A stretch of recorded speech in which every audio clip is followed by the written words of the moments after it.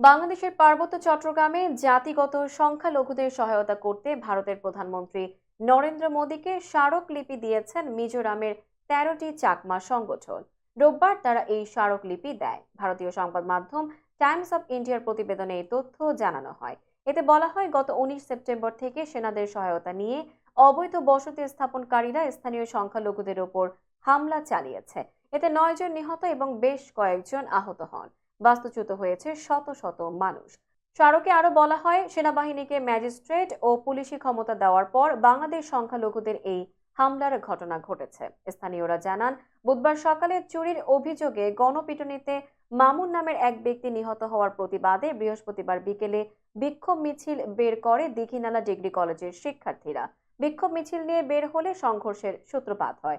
পরে দুই পক্ষের মধ্যে সংঘর্ষ ছড়িয়ে পড়ে। এক পর্যায়ে লারমা স্কয়ারে আগুন দেওয়া হয়। পরদিন শুক্রবার সহিংসতা ছড়িয়ে পড়ে রাঙামাটিতে।